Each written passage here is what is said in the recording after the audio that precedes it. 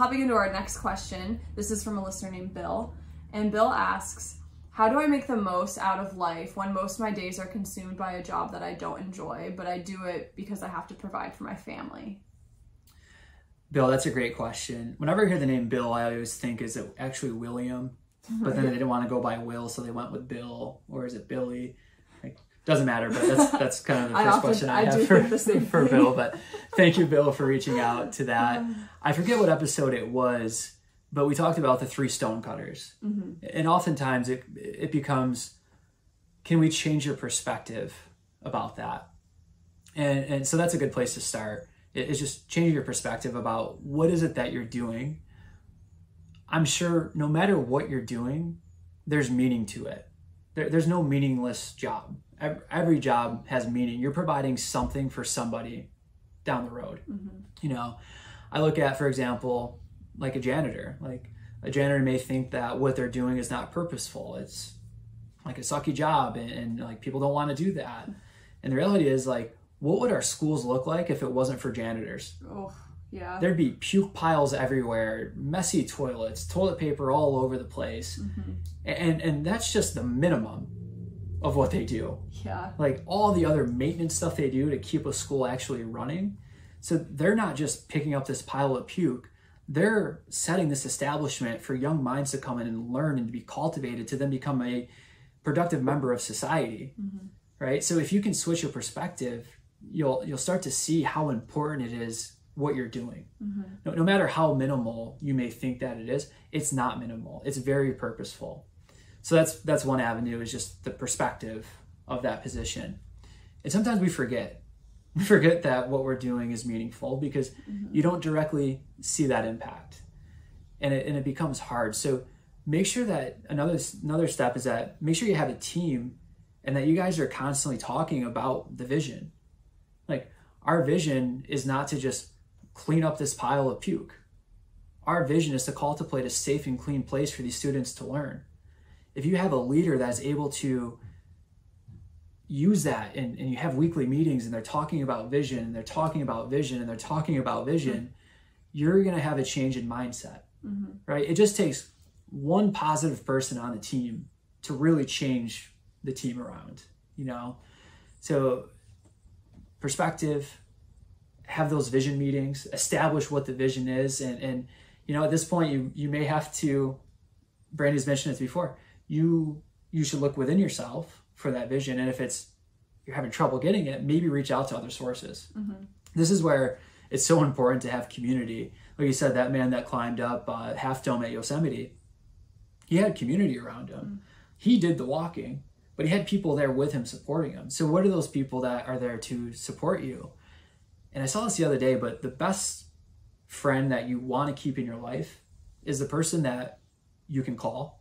First and foremost, it needs to be communication, but you can call them and you can tell them all that's went well.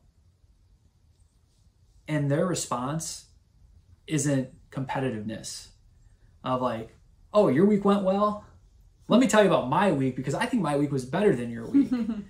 Right? And people don't say that exactly, but they're like, oh, I just got a new house. Oh yeah, I just bought this new Mercedes. Yeah. And it's like, why are you trying to one up me? I'm just trying to share some victory with you, whether that's your victory, not your victory, whatever that may be. But, you know, so having the friend that you can call and share something good with, and they celebrate with you. They don't try to one up you. A friend that you can call when things are not going poorly, or when things are going poorly, things are not going well, you're suffering, you're struggling. And instead of them going, yeah, guess what's going on in my life? I think I can match that. They're there with you. They have empathy and they're just there to support you.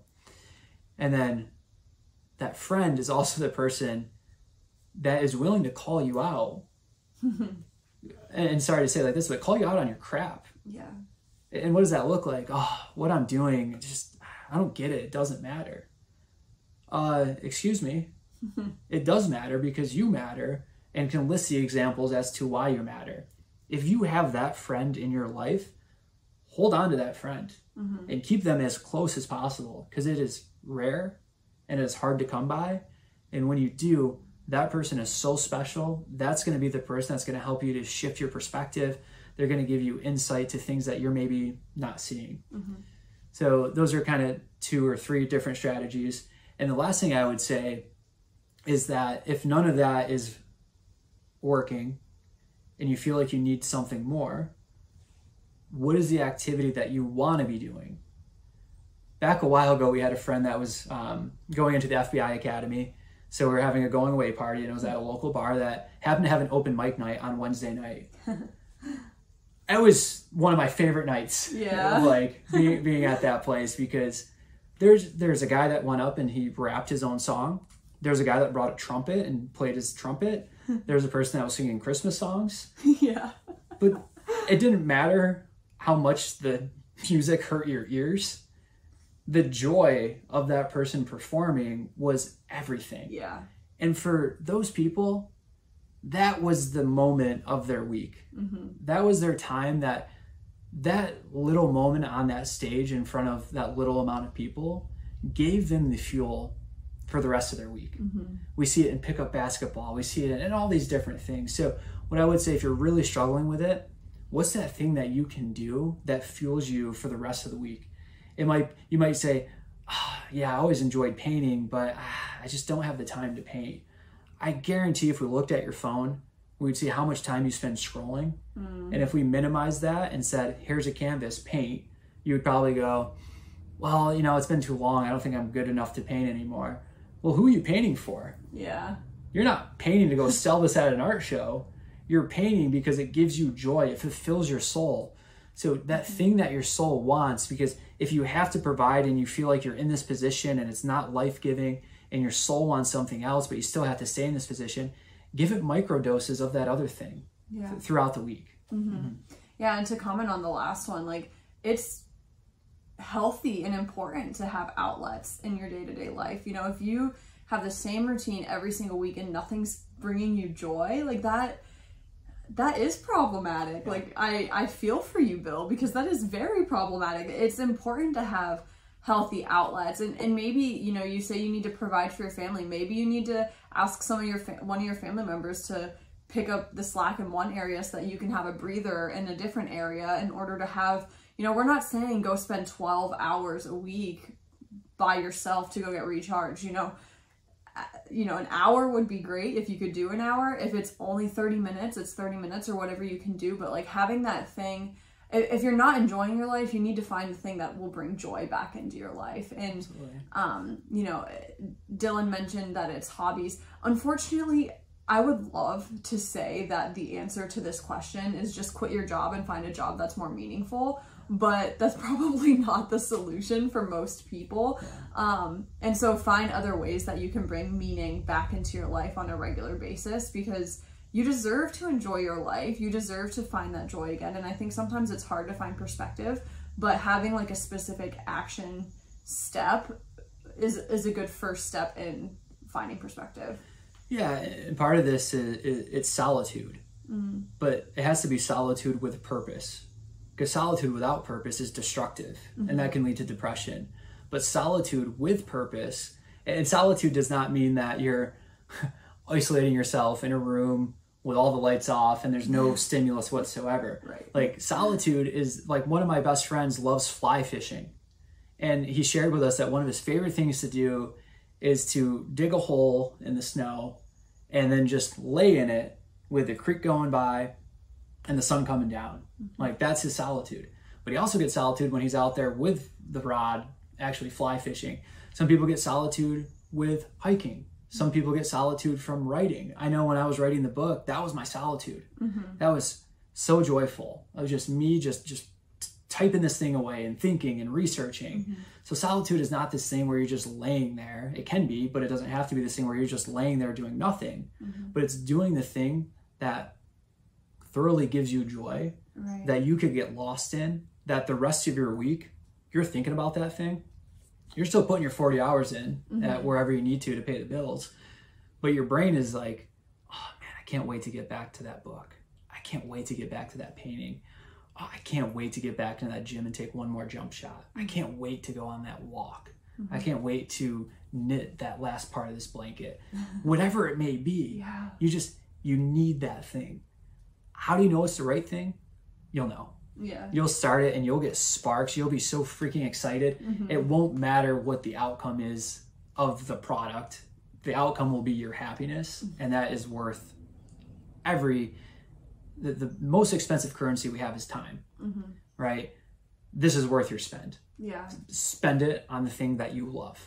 And I do want to add to, when you spend time on the thing that you love, you're going to be able to provide for your family more, because you're going to be more like emotionally available for them. You're going to be more joyful around them, because if you're struggling in your day-to-day life because of your job, you're probably, I'm assuming, but most people would bring that home with them. There'd be almost like a drudgery about them, or just like a monotony or whatever.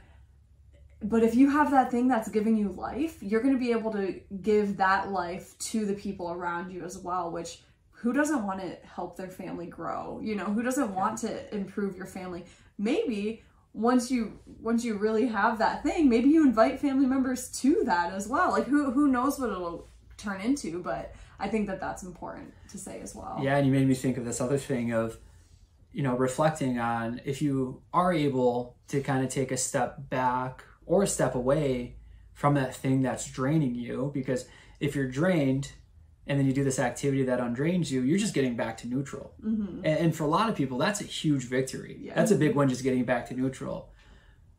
But I would say that we would, if we were working with you as a hope coach, we would fail you if we're only getting you back to neutral week after week after week, because we know there's so much potential past neutral. We know that everyone here struggles, everyone here suffers, but that doesn't mean that we have to have an unhappy life. We can get to having a happy life. And we stated it before, but happy is the state of not wanting anything more, because you're surrounded with so much abundance and so much love that you don't need these other things. So it's a time to reflect. Do you need Amazon Prime, YouTube TV account, Netflix, Hulu, Disney Plus, probably missing other ones, but do you need all of those subscriptions? Or can you limit it down to one subscription? Do you need to buy the $30,000 cars that impress your friends, but leave you working this job that's crushing you? But once a week, someone looks at your car and goes, oh, that's a nice car. And you go, yeah, it's worth it. Versus getting the $10,000 car that's reliable, that gets you from point A to point B. So reflect on where's your money going? And a lot of people, oh, I need a miracle to get out of this position. No, you need a plan. Yeah. You need a plan. You need to look at what are your expenses. Like when we started the business, we very much made our overhead costs very low because we didn't want to start from a hole in the ground, digging our way out of it. So make sure that you are reflecting on those things and setting a plan in place. And the last thing I want to share, I was reading about Alexander the Great, and when he passed, he had this is what he wanted. He said, I want the best doctors to carry my casket. That symbolizes that the smartest minds were still not able to cure death. Like this thing is going to happen. And by death, a Passover. Like you're leaving Earth. Like the best minds were not able to prevent that. He goes, second, I want you to take all of my money and scatter it as they're carrying me. Why? Make it rain. No, he wanted that to symbolize that when you leave this world, it doesn't matter your wealth because you're not leaving with it. And the third thing that he asked was, and this one's kind of creepy, but like I like where he was going with it. He's like, can you drill a hole in the side of the casket and hang my arm outside of it with my hand open so that people can see that you come into this world empty-handed and you leave empty-handed? Wow. And basically was symbolizing that, like, look, you can spend your life in the grind, stacking up material things. You can have all this power. And when you're gone, that's gone too. But what does stay is your legacy. Because I'll be honest, other than that, I don't know nothing else about Alexander the Great. Classic. Fair. That's fair. You watched a whole documentary or read a whole book, and that's what you got. Yeah. Nice. Yeah. Well, I think all that to sum up, like, Bill, you're worthy of a great life. Bill, you're worthy of an amazing life. You're worthy of enjoying your life. So start enjoying it, and hopefully this wisdom allows you to do so.